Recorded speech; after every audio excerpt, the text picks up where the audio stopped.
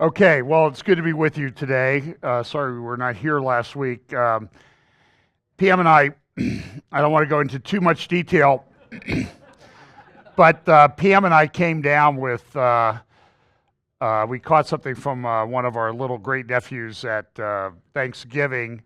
He had a runny nose, but we didn't know what he had was a thing called hand, foot, and mouth disease. And not hoof and mouth, or not foot and mouth.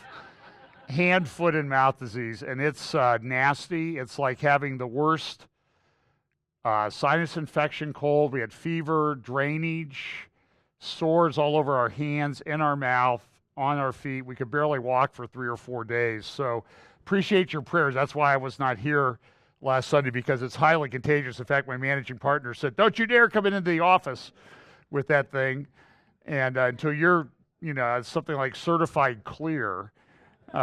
Which I don't know is possible for an attorney to become certified clear, but so we appreciate your prayers. But it was nasty, nasty stuff. It was nasty stuff, and it affects older people more in terms of pain and everything. I mean, she literally had over 50 sores on each hand, and little ones. I had much bigger ones, but they are very, very painful. Then we had them all over the bottom of our feet too.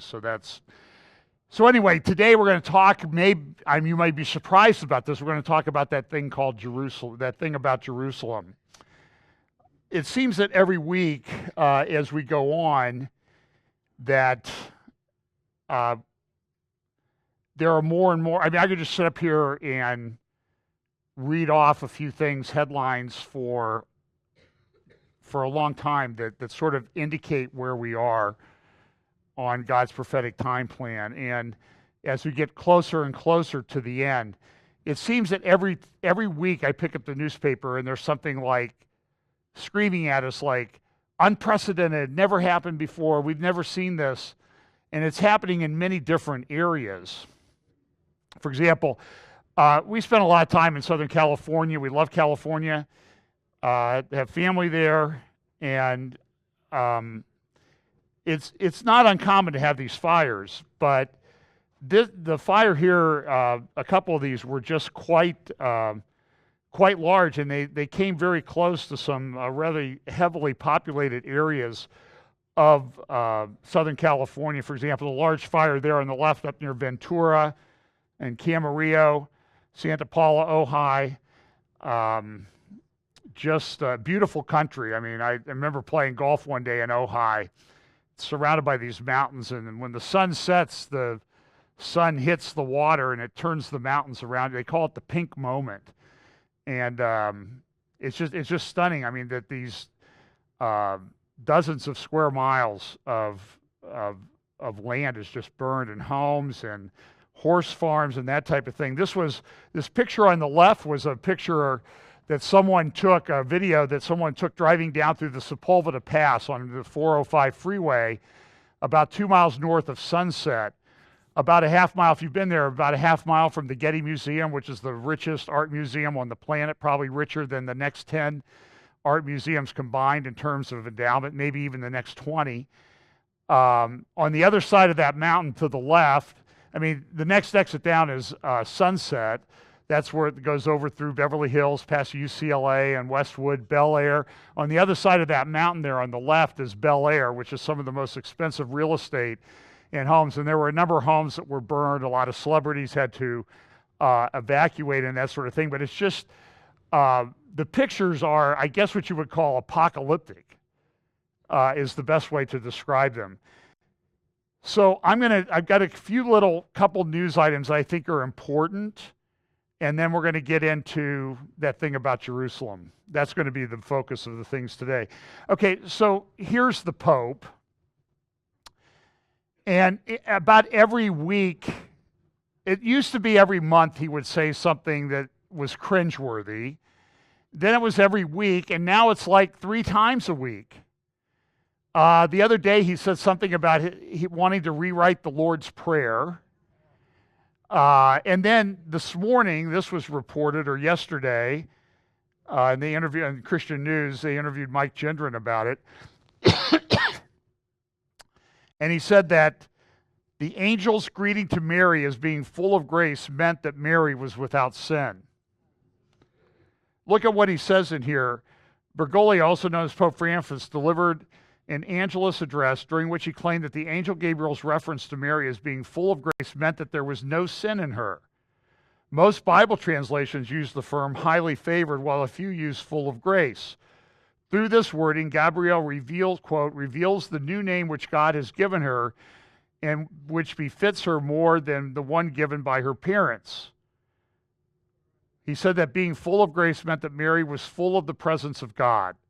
And if she was entirely pervaded by God, there is no place for her to sin, Bergoglio claimed.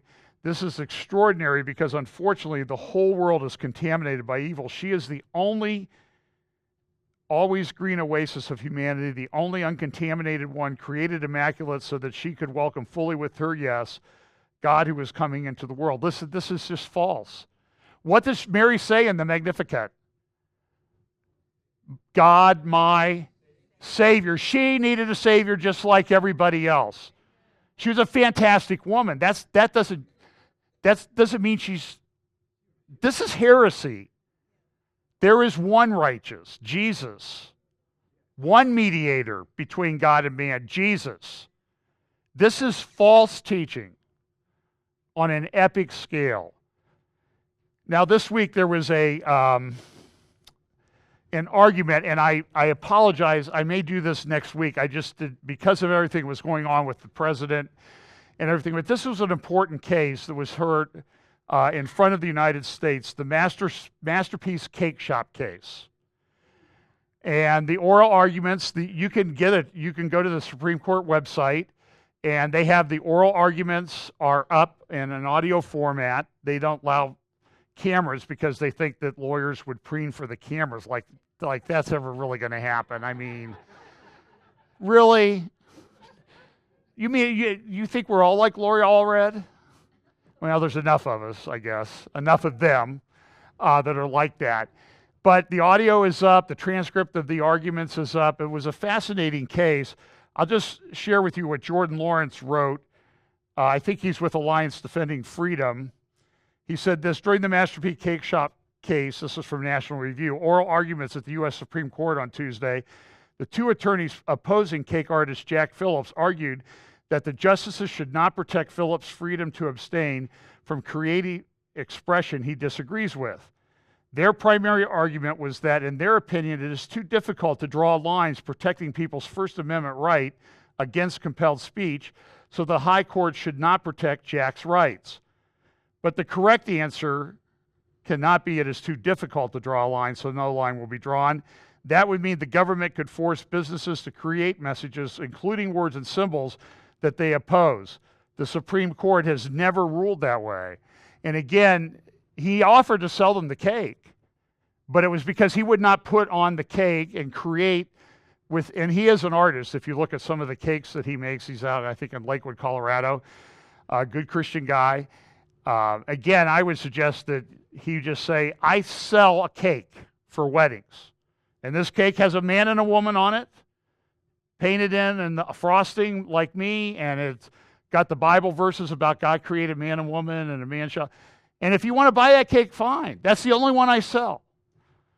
Because then the issue would be clear that they want to force him to say something. And this is an issue, this is really about religious freedom. And anybody who poo-poos this case as not being very important is, frankly, ignorant of the big issues that are involved here. And if you want to know what's going to happen, look at what happened in Australia this week. We know that Australia voted about 62% to 38%, or 61 to 38, to approve in a referendum that there should be same-sex marriage. So the legislature this week, in a vote, I think in the one house of parliament that it passed, it was like 45 to 4 or 41 to 4 or something like that. And there was a big celebration. I've got the video of it. I could play it. But there were 9 amendments that were proposed, mainly to protect people who have a differing view that might be based in religion from discrimination and that type of thing. And every single one of those was refused by the parliament, by the legislature in Australia. Why? Because they don't give any, they don't care about your religious freedom.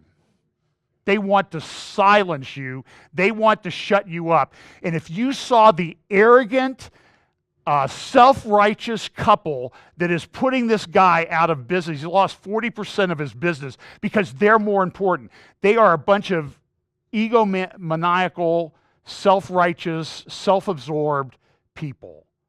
I saw the interviews with them. I wouldn't be friends with them. Seriously. Because I don't like egomaniacs. And I work with lawyers. Okay? So, but you should go, listen, I'll try to talk about that more this week. The other thing that's interesting is, this is an article today, I think in the Washington Post, about, or the other day, by, I think it's Jeffrey Lewis, about how would nuclear war with Korea unfold. You know, maybe a mistimed tweet from one of the leaders of one of the countries involved. And they go through, the Washington Post has a pretty good analysis of these missile tests from Korea and the progressions of these tests. And so the one on November 29th, they shot up to almost 3,000 miles. If you flatten out the trajectory of that, and depending on the payload and that type of thing, the test that they did back in July would have reached probably to D.C. Now they think they can easily reach all the way past the United States. In other words, everything is within range. They just need to have a warhead that can deliver, that they can control, and that's a problem. This week, on December 6th, let me tell you, I have about 100 clips of audio and video that I think are significant. I've tried to boil that down to I don't know how many, and we'll try to get through as many as we can. I don't even have many from this, but there was a lot of, what happened was on December 6th, that would have been Wednesday, there was in Jerusalem, when was the president's pronouncement? Was that Wednesday or Thursday? Wednesday. Okay, so since they're 6 or 7 hours ahead of the East Coast, they have this diplomatic conference at Jerusalem Post in Jerusalem.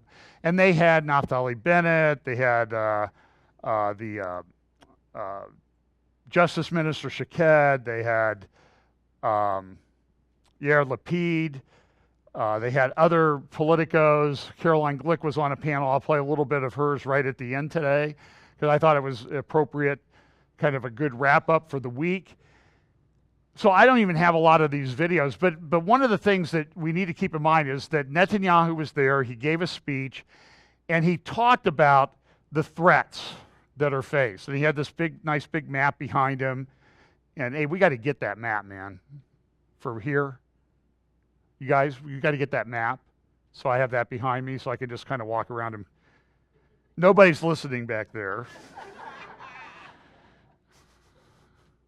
73 years ago. Okay, so what I'm going to talk, this is Yair Lapid, who is one of the leaders of one of the parties. He's a centrist, and he has a very interesting story to tell. He is, this is a picture behind him of the, and I can't remember, he'll talk about the concentration camp where his grandfather died. And he tells a little story about what happened to his grandfather when he was taken away. His father was about 7. And I want you to understand, this man comes from the center of Israeli politics. And I think it's a fascinating story. Listen to what he says. 73 years ago, on the 19th of March, 1944, very early in the morning, a German soldier knocked on the door of the house where my father lived in Novi Sad, Serbia. He was wearing a gray uniform with a small SS emblem on his collar. In his hand he held a rifle with a bayonet. "I'm looking for Dr. Bela Lampel," he said. "This is me," my grandfather said. Dr. Lampel said, "The German soldier, get dressed and come with me." His mother, my great-grandmother, Hermina, approached the German soldier, she slowly got down on her knees and she hugged his knees. Bitte, she said in German, du hast auch keine Mutter zu Hause. You also have a mother at home.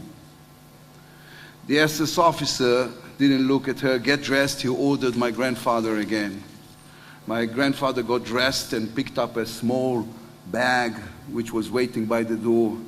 In those days in occupied Europe, every Jew kept a small bag by the door.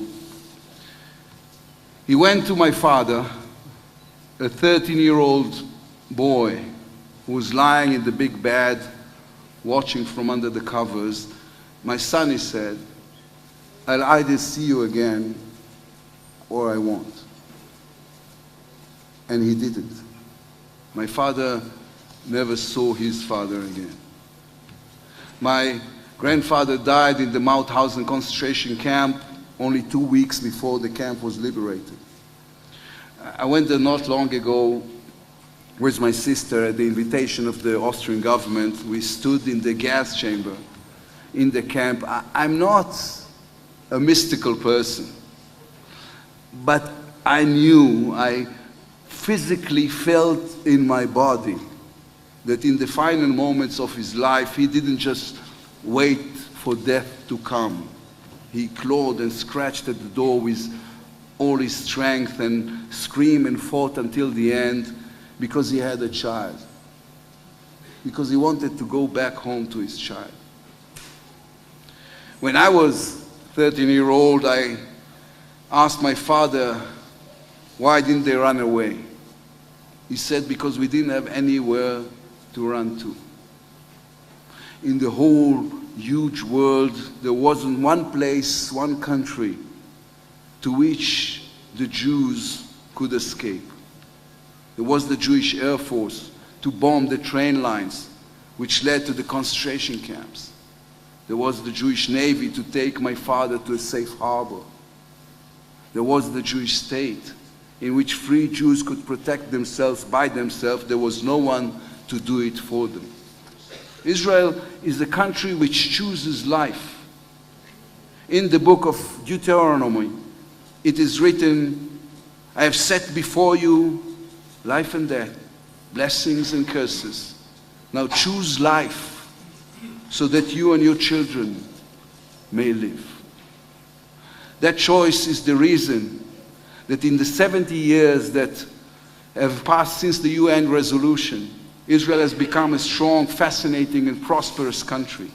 From the empty sands of the Middle Eastern desert, we created a high-tech superpower and flourishing culture, innovation, and science.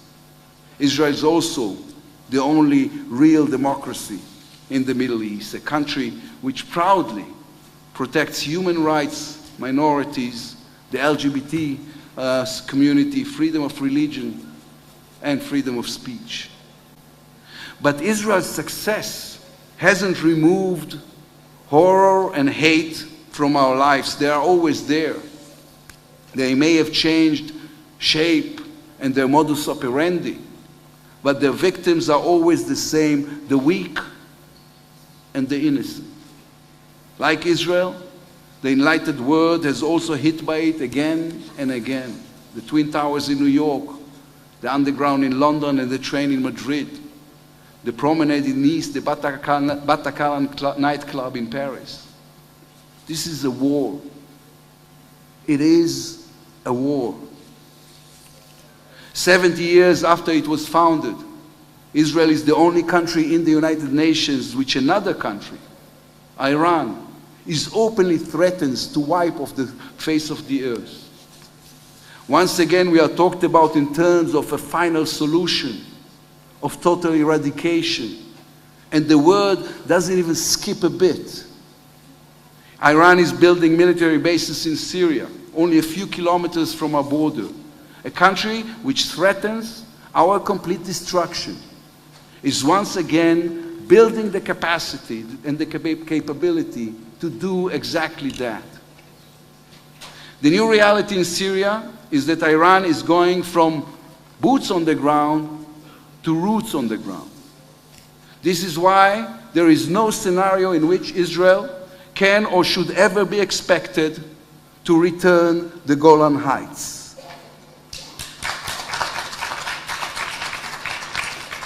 Had we returned them to Syria as the word demanded, we would have had the Iranian soldiers staring down at the Galilee and Iranian artillery aimed directly at our cities.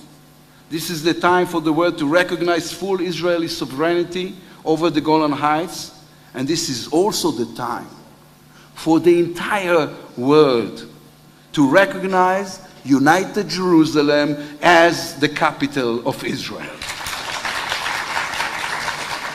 Now that was a very, in my estimation, that was sort of encapsulates a lot of what drives a lot of us that support the nation state of Israel. Now look, I did an interview this week on a program called A Minute to Midnight. You can look it up, and Tony and I talked a lot about Israel, and there's a lot of conspiracy theories, and listen, I know that the people in the land by and large reject the Messiah. I know that.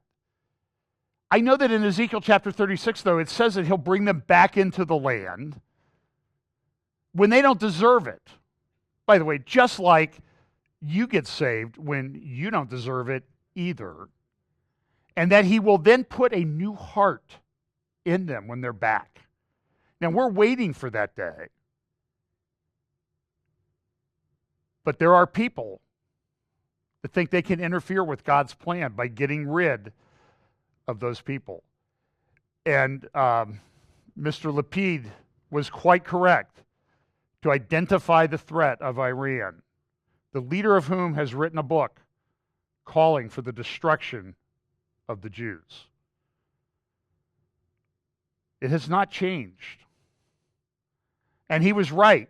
And so it was back in 1995 that people in the United States government, I think it was introduced by Senator Bob Dole, put in place the Jerusalem Embassy Act of 1995. And it was introduced in October, enacted on November 8th, 1995. It was presented to the president, but President Clinton did not sign it, so it just automatically became law. And it was titled, "To provide for the relocation of the United States Embassy in Israel to Jerusalem and for other purposes. The act may be cited as the Jerusalem Embassy Act of 1995, and it contained a provision in it that would allow the president to enact 6 month waivers of moving the embassy. And so since November of 1995 until now, 22 years, every 6 months, the presidents that have been in place have all enacted a waiver, including President Trump, who enacted one. But that time came and went on Monday, and he did not enact a waiver, and he gave a speech, which has, as I posted on my Facebook page, has got a lot of people's panties in a bunch around the world. I'm not trying to make light of it, but I'm trying to, I use humor a lot, and it is true that everybody is pretty much upset by this announcement of President Trump. But what President Trump did was not inconsistent with what presidential candidates have done for some time. Here's a short clip, a compilation of what some presidential candidates have said before they were elected president. Jerusalem is still the capital of Israel and must remain an undivided city accessible to all. As soon as I take office, I will begin the process of moving the United States ambassador to the city of Israel as chosen as its capital. Jerusalem will remain the capital of Israel, and it must remain undivided. Okay? So now President Trump actually does what he promised in the campaign, and what happens? Meltdown by everybody all over. Oh my goodness, I can't believe he did this. It seems every week that prophetic scriptures come into focus. Zechariah chapter 12, the burden of the word of the Lord for Israel, saith the Lord, which stretcheth forth the heavens and layeth the foundation of the earth, and formeth the spirit of man within him. So listen, the prophet Zechariah comes and he says, this is God, the Creator God. He laid the foundations of the world. He put the spirit of man within him. I would say Zechariah was claiming to speak with authority. Behold, I will make Jerusalem a cup of trembling unto all the people round about, when they shall be in the siege both against Judah and against Jerusalem. And in that day I will make Jerusalem a burdensome stone for all peoples. All that burden themselves with it shall be cut in pieces, though all the people of the earth be gathered together against it. It'll be a cup of reeling. And we stand at this period, the last couple months have been these sort of significant anniversaries in the history of the development of the state of Israel. 100 years ago, the Balfour Declaration. 120 years ago, the First Zionist Congress in Basel, Switzerland. 100 years ago, Balfour Declaration. 100 years ago, Allenby defeated the Ottoman Turks and took back Israel under British control. In fact, it was 100 years ago that this is one of the battles where the Ottoman Turks were defeated. 100 years ago this week. And Mr. Lapid, in his speech, mentioned that it's been 70 years since the UN decided that Israel could be created. Actually, I did a little bit of research. I talked about the mandate, I think, last week, November 29th, 1947. The UN met in their temporary facility. On November 29th, by the way, you should go look it up, Mike Pence, Vice President Mike Pence, went to the same room at the same resort north of New York and gave a speech on the anniversary, on the Gentile calendar anniversary, 70th anniversary of the UN vote that allowed the establishment of the State of Israel. It's interesting, though, I think, and I mentioned this I did another interview this week on a thing called, I don't even remember the name of the program, Remnant Call. I think it's on Blog Talk Radio, Remnant Call. And I mentioned this because I woke up one morning and I thought, I'm banned from the office, so I might as well do a little research while I'm laying here on my iPhone. So I looked up the Jewish calendar. In fact, November 29th, 1947 was the 17th of Kislev. Guess what day the 17th of Kislev was this year? It was the day before President Trump's declaration that Jerusalem is should be recognized by the United States as the capital of Israel. So what President Trump did, and I don't know if he did it, I'm just telling you this, there seems to be all these little accidents of timing that happen all the time with regard to prophecy and scripture and that sort of thing. And we know that God's a God of timing. He gave us a prophecy of the 70 weeks. There's very specific things that talk about, the reign of the Antichrist for 1,260, very specific time increments. And it's just interesting that President Trump, on the day after 70 years was completed, got up and gave this speech. I don't know if he planned it. I don't know if his son-in-law or daughter told him that, this is, on the Jewish calendar, this is a very significant day. You should make the announcement this day. I don't know. He does seem to have a flair for the dramatic at times. And so he got up and he did the speech. Before the speech, there was an interview. I didn't have time to make a clip of it. Jared Kushner was interviewed by Haim Saban at the Saban Forum talking about Middle East peace. He was very non-specific. Even for people in a political job, he was about as non-specific as anybody that I've ever seen, because he didn't really answer any of the questions that Mr. Saban had. And Saban's a big, huge, one of the leading supporters of the Democratic Party. I think he owns the big Mexican Telemundo or whatever it is, the big Mexican TV. He's a multi-billionaire. But he was very cordial with Jared, talking about this. And so there was all the speculation leading up to it. Is Trump going to make this announcement? What's he going to do? Is he going to move the embassy?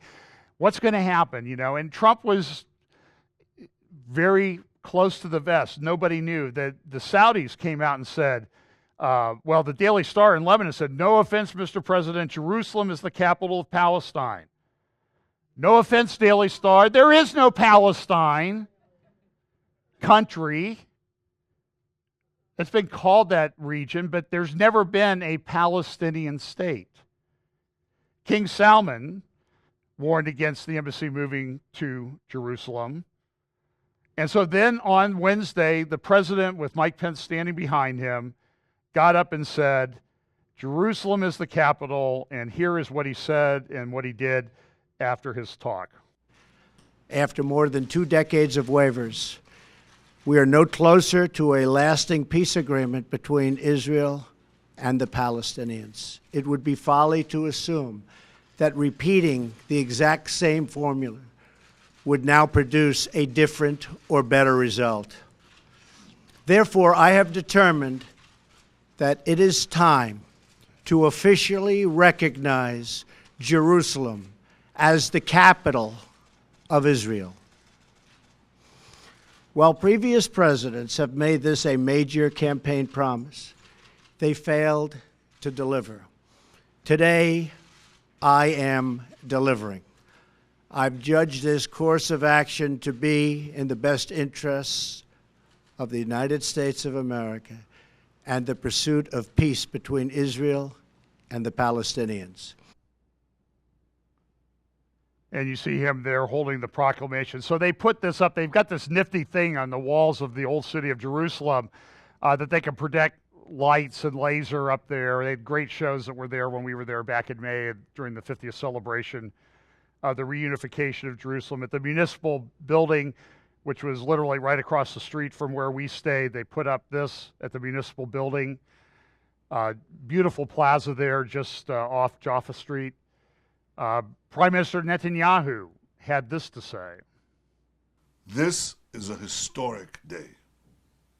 Jerusalem has been the capital of the Jewish people for 3,000 years. It's been the capital of Israel for nearly 70 years. It was here that our temple stood, our kings ruled, our prophets preached. Jerusalem has been the focus of our hopes, our dreams, our prayers for 3 millennia. From every corner of the earth, our people yearn to return to Jerusalem, to touch its golden stones, to walk its hallowed streets. So it's rare to be able to speak of new and genuine milestones in the glorious history of this city.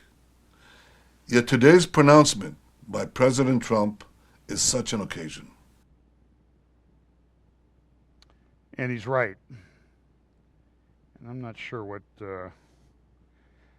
So I'm just going to go through some of the reactions to President Trump's proclamation.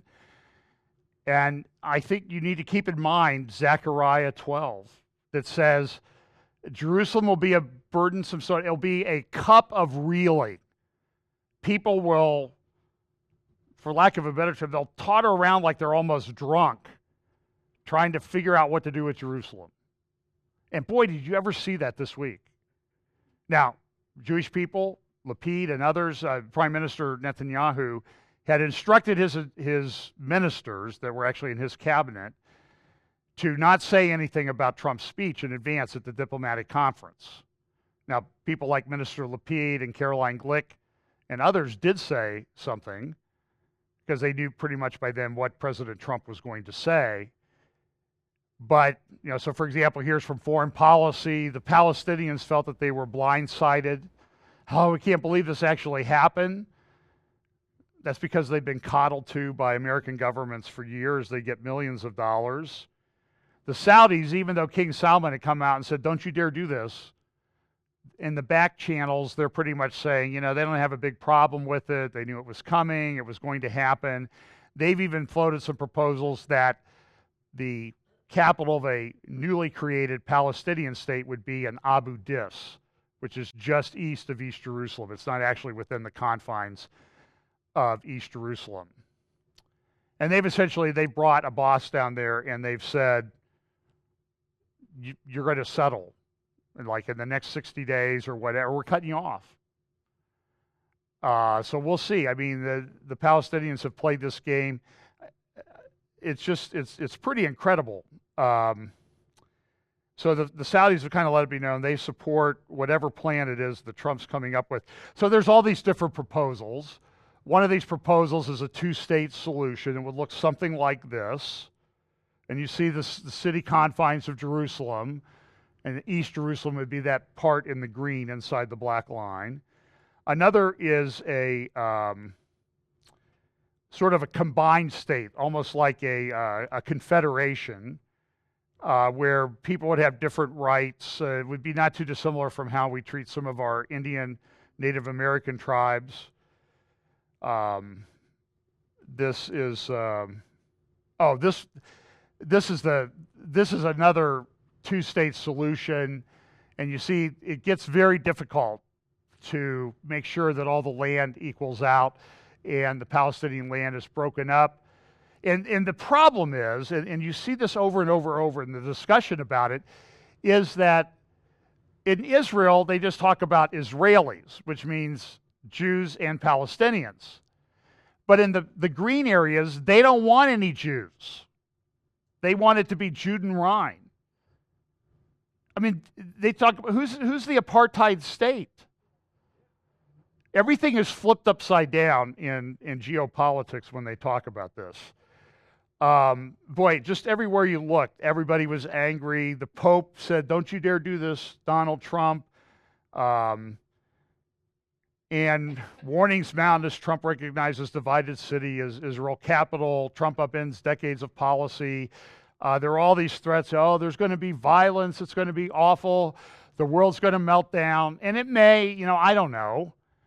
I talked to Brian, or communicated email back and forth with Brian Schrager, and he's like, it's not that different right now. It's sort of a nothing burger. Yeah, there's protests, but when we were there in May, they were upset President Trump was coming, so they were protesting. And it was sort of like, I don't want to be too demeaning in what I said, but it was sort of like a portable roving rent-a-mob. So like we were in Hebron, and everything was fine. Then the next day, we went up to Nablus, where while we were in Hebron, they had riots and street demonstrations and burning tires and cars in the streets of Nablus. So we were in Hebron that day. Then we switched. We went up to Nablus the next day, and Hebron had burning tires and things like. So we were sort of like, it was sort of like following us around, or we were just lucky enough to miss it. But even, they were upset about Trump, and we were in areas that you would look. The Jewish people, especially the Israelis, especially Jews, they're not allowed to go into Nablus because it's not safe for them. So we went someplace where people would not go. It's not entirely safe, but they pretty much leave Americans alone and that sort of thing. But you still have to be careful. But it's sort of like this roving rent-a-mob that they have. And so what happens is, and I remember some friends of ours went to Israel we went in 1995, and they went the next year, and while they were there were these, images of stones throwing and rioting around the Temple Mount and all this stuff. And when they got back, I asked the people, I said, "Man, you were there. Where were you? When were you?" Well, we were there that day. I mean, we saw the CNN cameras all over in the corner with people throwing stuff and that type of thing. And that's what happened a lot with these demonstrations. It's like, okay, media, meet us at the corner of, 5th and Vine, and wouldn't be 5th and Vine in Jerusalem, but whatever the street numbers would be over there. Meet us at the corner of Elisha and Jaffa Street, or I don't even know if they meet, but meet us there, and we'll have a little riot for you, so you have something for your 5 o'clock news. And that's about the way it goes. There were reports, this is foreign policy, U.S. military preparing for violence in wake Trump announcement. This is the U.S. Embassy in Tel Aviv that they're talking, they want to move it. Prime Minister Tutu, or Archbishop Tutu, came out and said, "God is weeping over President Donald Trump's inflammatory and discriminatory recognition of Jerusalem as the capital of Israel. It is our responsibility to tell Mr. Trump that he is wrong." Then it's my responsibility to tell me, you don't know what you're talking about. This is the headlines on the Gulf News. Trump crosses the red line. The Pope came out. He says this: "I cannot remain silent about my deep concern for the situation that has developed in recent days," he said at his weekly audience. Quote, And at the same time, I wish to make a heartfelt appeal to ensure that everyone is committed to respecting the status quo of the city in accordance with the relevant resolutions of the United Nations. Jerusalem is a unique city, he said, sacred to Jews, Christians, and Muslims, where the holy places for the respective religions are venerated and has a special vocation to peace. I pray to the Lord that such identity be preserved and strengthened for the benefit of the Holy Land, the Middle East, and the entire world, and the wisdom and prudence that prevail to avoid adding new elements of tension in a world already shaken and scarred by many cruel conflicts. Listen, the Jews were banned from the Western Wall while Jordan held that thing from 1948 to 1967. So the guy really gets my dander up. If I wasn't suffering from a little bit of dry mouth, I would probably be spitting by now. By the way, President Trump slurred his words. I do think he had dry mouth, but he was slurring some words at the end of his talk pretty badly. But it happens. People get dry mouth, and it's unconscious. I had, sidebar, short story, I had a big case I tried for a major Fortune 25 company. And we were defending them on a product liability claim. And I had an expert witness on, a guy who testified many times. And as he's testifying on the stand, he got dry mouth. And he's like, his tongue was like sticking to his teeth and clicking. And I'm like, doctor. And, I was cool. I mean, I'm 34 years old. I'm this hot young lawyer, and I'm so cool. I've got everything under control. I picked up a water pitcher, and while I'm talking to him and asking him questions, I poured a glass of water. And I said, doctor, would you like a glass of water? And he goes, no, I'm fine. I'm like, drink the water. And so it happens, okay? So I don't, I'm sure the conspiracy theories will go crazy. And it's happened to me. I've had the same thing happen. So, and sometimes it's involuntary. It just, things take over. So Trump is, this is rattling everybody's cage. I'm going to play you a couple clips from MSNBC. I know, why do you do that? Why do you torture us with this? Because I think you need to listen to these people, what they have to say, and keep it in the context of Jerusalem being a cup of reeling to people. Okay? So the first one is Dr. Robin Wright, who's with the Woodrow Wilson Center for Peace, and I think she's a professor somewhere. This is the more rational one. What happened today was the equivalent of throwing a diplomatic bomb into the peace process.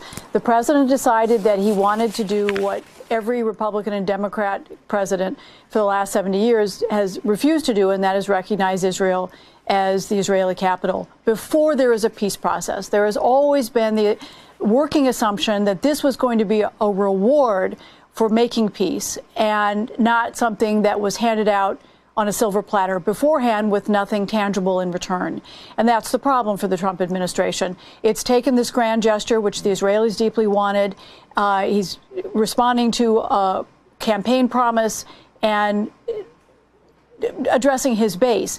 But this has upended the working assumption about how you achieve peace in the Middle East and produce a backlash from a host of allies in Europe and the Middle East, the representatives of the three great Abrahamic religions represented in Israel, the Pope, the Islamic Conference Organization, and even some American Jewish groups.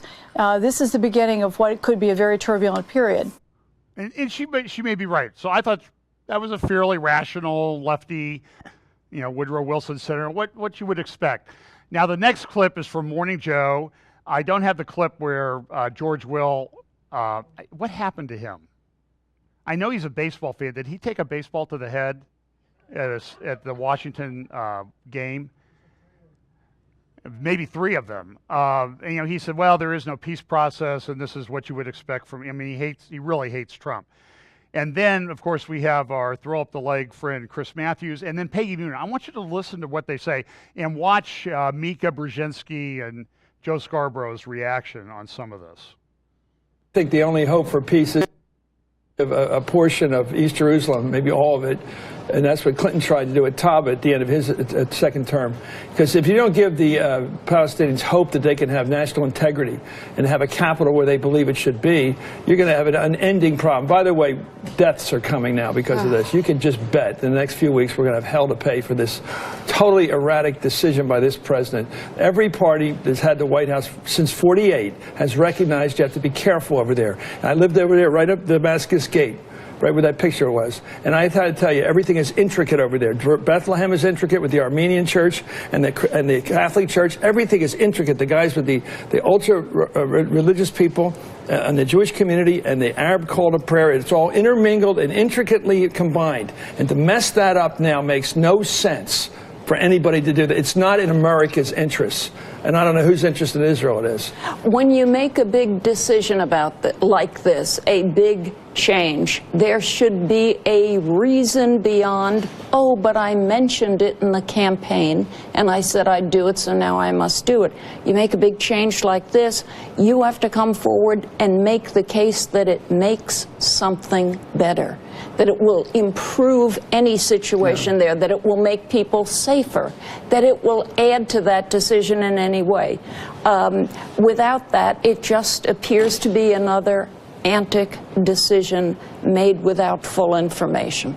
And a couple more points in Alabama. Don't think this isn't related to Alabama next week. It is related, because it's the Christian evangelicals down there with their crazy ideas about Israel, which is, I don't know, mythical. They don't understand the situation over there and how tricky it is ethnically and tribally. They don't care because it's a religious belief. Trump's playing to that this week. You watch him. Well, I don't. Okay. Mythical? I was there. There's a lot of stones from centuries. In fact, to the south of what is now the Old City is the original city that David took over 3,000 years ago and called it Jerusalem. For the first time, by the way, made it the capital. He had ruled at Hebron for 7 years. Then he came to Jerusalem. And what they're doing, what they're finding now is they're finding archaeological evidence throughout the city of David. In fact, there's an article today, I think it's in the Jerusalem Post, and it talks about archaeology as a weapon over there. And I, having been through some of these sites, I would say you go to Jericho, and there's a narrative that, oh, there's no evidence. And it's baloney. It's just absolute baloney. It's pro-Palestinian archaeologists that don't want anything to do with the Jews. They deny the existence of Jews. You go all over the land, there's evidence of people that live there. There's proof. And now they're finding this stuff in the city of David, walkways and all this sort of things that people would have walked to go to the temple. And the left-wing pro-Palestinian archaeologists hate these other people in the group, other archaeologists. It's like a civil war because history controls the narrative. And so it's not mythical, Chris Matthews. What a moronic statement to make. It's not mythical. There's actually scripture behind it. And Peggy Noonan, what happened to you? I mean, that the implication is Trump only did this because he's an ignoramus? Really? You think he doesn't understand what's going on? And all he said was, the reality is they have their legislature there. They have their Knesset. They have their Supreme Court. They have all their government offices in Jerusalem. So guess what? They're a state. That's their capital. Deal with it. And boy, everybody is, oh, this is for final status negotiations. That's going to be there. It's going to be theirs anyway. Even if they got their pre-67 border fantasy. Now, I'm going to put this up. This was an editorial cartoon someplace about Trump's plans for the embassy and where he might want to build it. Now, listen, there are a lot of prophetic implications to what's going on there and this peace agreement. Now, is this the peace agreement of Daniel 9:27? Is this how it works out? Is this how it plays out? I would say it's within the realm of possibilities that this is what will be called the covenant with death and hell in Isaiah, and would be it. But I'm only suggesting to you that we as Christians need to tread carefully through these waters, because I always have mixed emotions. I want Bible prophecy to be fulfilled. I want Jesus to come back, set up his kingdom. But that involves a lot of, at least everything I read indicates to me that involves a lot of pain and trouble and war and all these other things. And I don't want that stuff, okay? I mean, I really don't. I want God to be glorified by fulfilling his prophetic word. But there's a part of me that doesn't want all that to happen, because it'll be rough, to say the least. And so the players on the world stage now may be filling some of these roles. And so I'm just saying is we need to be very, very careful about what we push. And I'm just saying is this is a troubling editorial cartoon to me. Because we know all this stuff about the temple and that sort of thing. So Tom Friedman, he has an editorial out, Trump, Israel, and the Art of the Giveaway. And by the way, his editorial that was supposed to actually ran in the print edition on Wednesday was, hey, why are you guys all upset about Iran? I mean, really, come on. Why is the focus on Iran? What's the big deal? I mean, that's essentially what his editorial said. But now it's like, Trump called Jerusalem the capital of Israel. Oh my goodness, the world's coming to an end. And again, you see this trait of Dennis Ross, veteran American Middle East peace negotiator, about halfway down, and author of Doomed to Succeed, the U.S.-Israeli Relationship from Truman to Obama, said, when you stop building outside the settlement blocks, you preserve at a maximum the possibility of a two-state outcome, and at a minimum, the ability for Israelis to separate from Palestinians. Keep the building in densely populated Palestinian areas, and separation becomes impossible. You see what he's saying is, well, you can't expect them to live with Jews. And this is one of the leading foreign policy experts in the Obama administration. Here's Tom Friedman on CNN. The question of the U.S. Embassy's location in Israel, whether we should move it from Tel Aviv to Jerusalem, has been the most sensitive real estate issue, basically, in American foreign policy for almost 70 years. Now, for us to give that away, to basically move the embassy from Tel Aviv to Jerusalem and recognize that as Israel's capital, personally, I'm not against that in the right context. I'm not even against it now if we got something in return for it. What could we have gotten in return? Bibi Netanyahu wanted this desperately. He's in trouble politically at home. Trump could have come to him and said, Bibi, you want the embassy moved? That's really important for you. Here's what I want. I want you to announce a ban on any more settlements beyond the settlement blocks in the West Bank for two reasons. One, that will preserve the possibility of a two-state solution at maximum, and at a minimum, it'll preserve the possibility of separation between Israelis and Palestinians, so we won't have Israeli settlers living in densely populated Arab areas. Had Trump done that, had he done a deal, the art of the deal, not the art of the giveaway, here's what we would be in so much better situation. By the way, Palestinians then would have said, that's a fair trade-off. Arabs would have said, that's a fair trade-off. And Bibi even could have gone to his cabinet and said, look, I had to do this, but look what I got in return. Instead, Trump gave away one of the crown jewels of American foreign policy for free, probably for a sugar high to get this guy in Alabama elected and to pay off campaign donors and promises. That is pathetic, Wolf. Well, speaking of pathetic, of course, Tillerson was in Brussels. Even the foreign policy chief there, rough relationship, and she had this to say. President Trump's announcement on Jerusalem has a very worrying potential impact.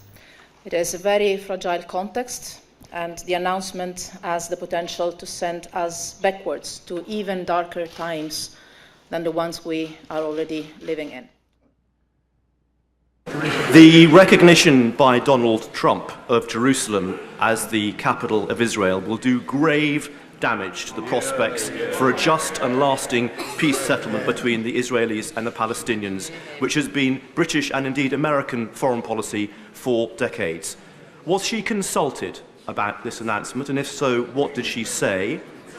And will she here and now, unequivocally and clearly, condemn it. Well, I say to the right honourable gentleman that I'm intending to speak to President Trump about this matter, but our position has not changed.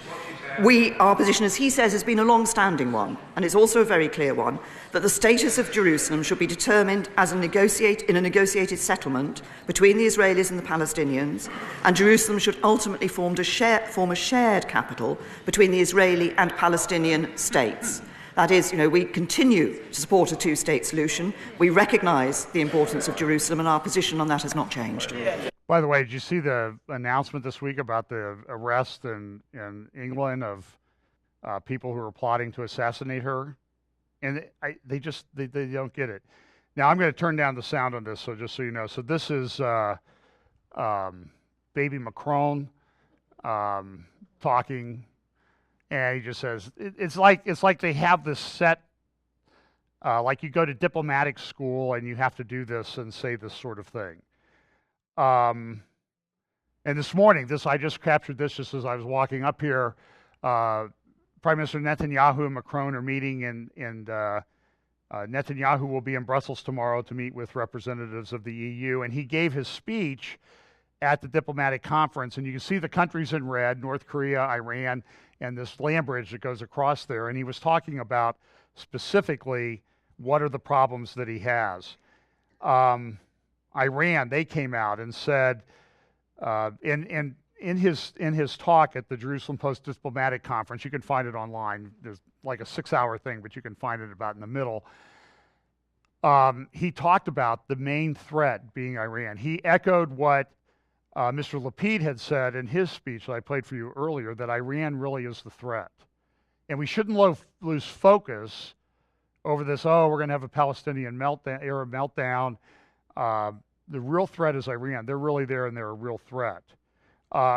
This is Iran, of course, they weighed in, and they said this is just terrible. And this is probably, I think, the most important article of the week that I found. Look at what the headline says from the Tehran Times the day after President Trump's speech. And this is Khomeini down here in the lower right-hand corner giving a speech about, this is the move on Quds. It's a sign of despair. The West is weak. They don't know what to do. They're crazy. But listen here. Rouhani, Erdogan seek OIC action on Al-Quds. That's Jerusalem. OIC is the Organization of Islamic Countries. And so Erdogan of Sunni Turkey and Rouhani of Shia Iran are talking about we've got to get together. That is a very, very important thing to note this week. Probably missed by a lot of people, but I would say of all the things that I read this week, that's the one that sort of made the hairs stand up on the back of my neck.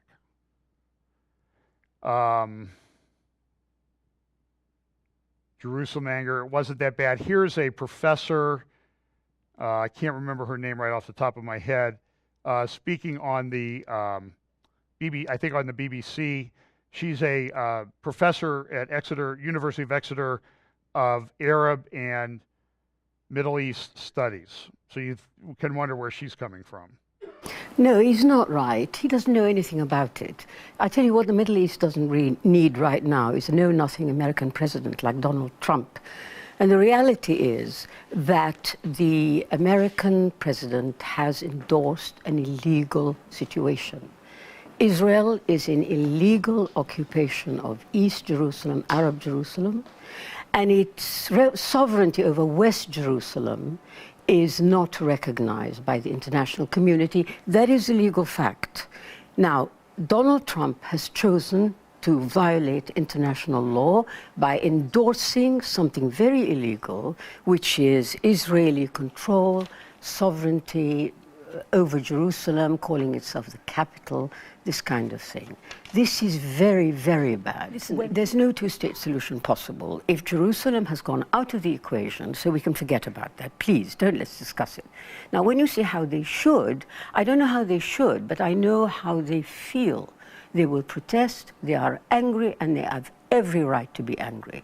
What is so dangerous about this? Because it's not even, look, it's bad enough it's illegal. It's bad enough that Trump is influenced by all kinds of... But I'm talking about the practicalities. At this point, do the moderates just give up and say, we can't even envisage a two-state solution? Listen. It's not about moderates. It's not about extremists. Please let me be clear. This is about a people, a whole people who have rights in that city. Of course they're angry. Of course they will protest. Nobody should be surprised. Why I think this is so dangerous, apart from the fact it's absolutely misguided, why it is so dangerous is because, you know, one of the first things that might happen, and watch for this, is that Israel will be emboldened to take over the Islamic holy places. Okay. It's had its eye on the Aqsa Mosque for a long time.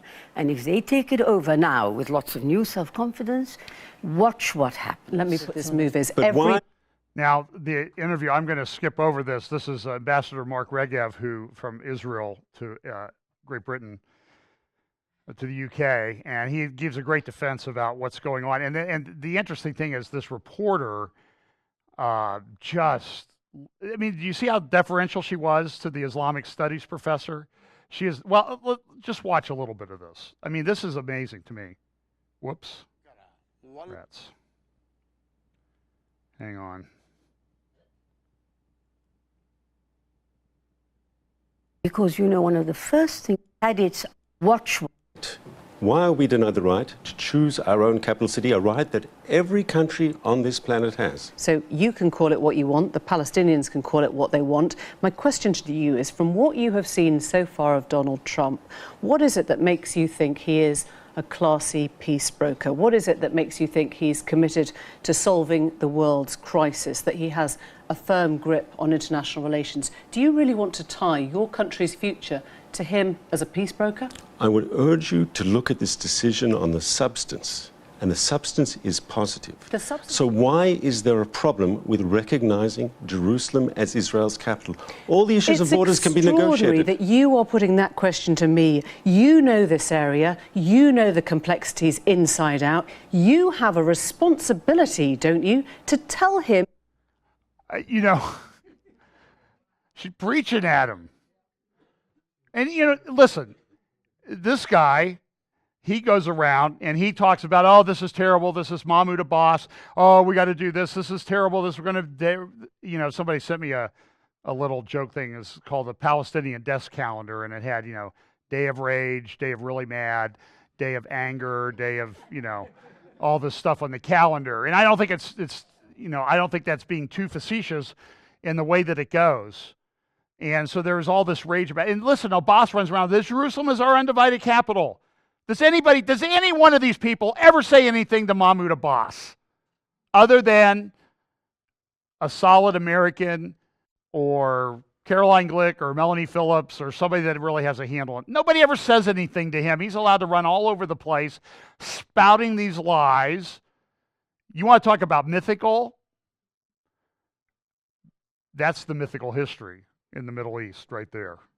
And the Hamas guy, he came in and said, this is, you know, America's hostile to us. Then there was the red line. Erdogan got up in front of his party in Turkey and said, this is a red line. We may have to break relations with Israel. He had to meet, and, you know, I would like to have the concession on the travel, get a cut of the travel commission, you know, on the commission on all the travel that these guys do in there. It seems like Putin's here, he's there, Erdogan's here, there. It's like everybody's in the air all the time flying. I'd like to have the diplomatic airlines concession, and I'd be doing this from, you know, Arizona or something on my deck, by the way. And then Abdullah came, not going to play that. He gave his speech. The UN Security Council, here is Guterres making this statement. Hang on here. In this moment of great anxiety, I want to make it clear there is no alternative to the two-state solution. There is no plan B. Okay, that's the Secretary General. Of course, the UN Security Council had a big meeting. First guy that will speak will be the ambassador for the United Kingdom, followed by Nikki Haley. I want you to listen carefully to what Nikki Haley says. I'm going to play her, and then I'm going to play Caroline Glick, and we'll be out of here. We are deeply concerned by continued developments on the ground that undermine the prospects for a two-state solution. As the Quartet has made clear, settlement construction and expansion, particularly in East Jerusalem, is a significant barrier to achieving that solution. Terrorism and incitement to violence constitute another crucial barrier. Thank you, Mr. President. The Jewish people are a patient people. Throughout 3,000 years of civilization, foreign conquest, exile, and return, Jerusalem has remained their spiritual home. For nearly 70 years, the city of Jerusalem has been the capital of the state of Israel, despite many attempts by others to deny that reality. The American people are less patient. In 1948, the United States was the first nation to recognize the independent state of Israel. Finally, I will not let this moment pass without a comment about the United Nations itself. Over many years, the United Nations has outrageously been of the world's foremost centers of hostility towards Israel. The UN has done much more damage to the prospects for Middle East peace than to advance them. We will not be a party to that. The United States no longer stands by when Israel is unfairly attacked in the United Nations. And the United States will not be lectured to by countries that lack any credibility when it comes to treating both Israelis and Palestinians fairly. It is no coincidence that the historic peace agreements between Egypt and Israel and between Jordan and Israel were both signed on the White House lawn. If and when there's a historic peace agreement between Israelis and Palestinians, there's a good likelihood that it too will be signed on the White House lawn. Why is that? It's because the United States has credibility with both sides. Israel will never be, and should never be, bullied into an agreement by the United Nations or by any collection of countries that have proven their disregard for Israel's security. To my Palestinian brothers and sisters, I can tell you with complete confidence. Well, this signing of the peace treaty on the White House lawn and stuff is a little bit. I'm not real comfortable with the way that's worded. I just want you to know that. Let's see, what's this? President Trump's announcement. Okay, that's her again. Don't need to do that. Let's go to Caroline Glick has a good article, Trump's Great and Ingenious Gifts. That was Friday. It's sort of summarized in this little talk. This is just parts of it, about 5 minutes long, that she gave at the Jerusalem Post Diplomatic Conference in Jerusalem on Wednesday. The first thing I want to say is God bless President Trump. Thank you. You're making an announcement. It's true, 70 years late, but it's a long time in coming. And I think it's very important to point out why this announcement is good for the Palestinians, as well as why it's good for Israel and why is it good for the United States. Because I think that this is really a win-win-win proposition.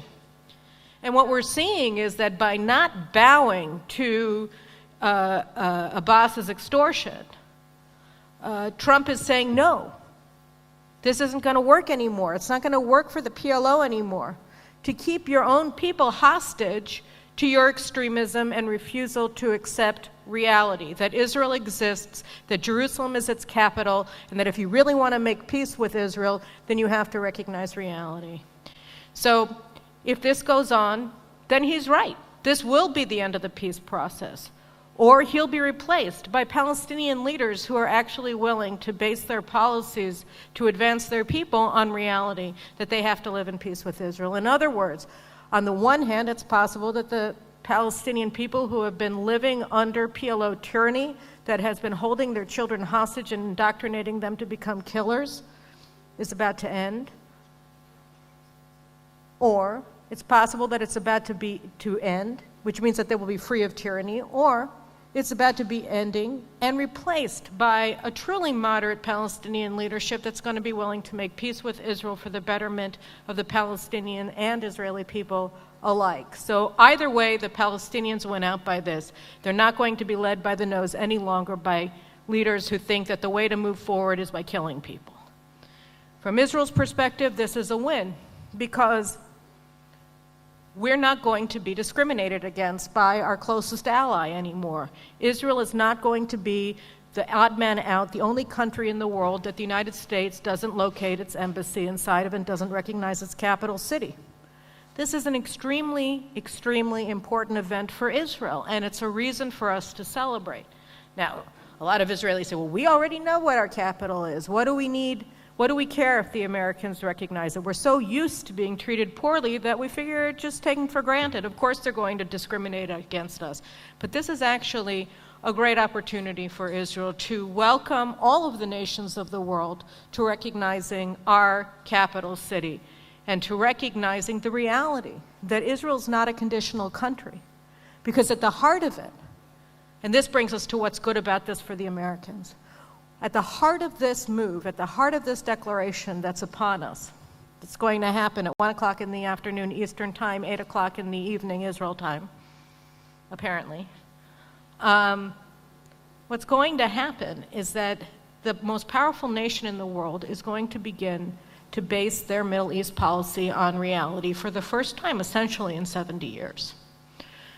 Washington is going to acknowledge that Jerusalem is the capital of the Jewish state, not Tel Aviv, not Haifa, not Ashdod, not Dimona, that our capital is Jerusalem. And by doing that, they're actually recognizing for the first time, truly, in an unconditional way, that Israel is the Jewish state.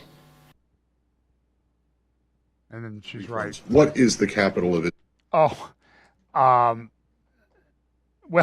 the interesting thing in her speech, I cut it off. I'm going to have to try to, give me 1 second here. Do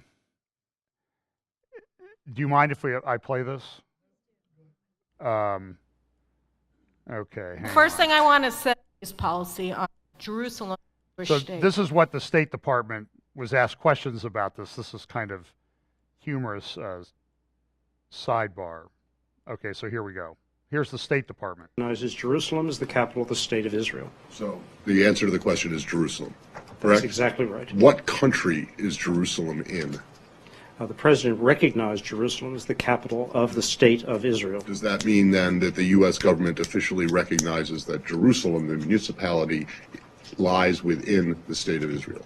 There has been no change in our policy with respect to consular practice or passport issuance at this time. What about official documents?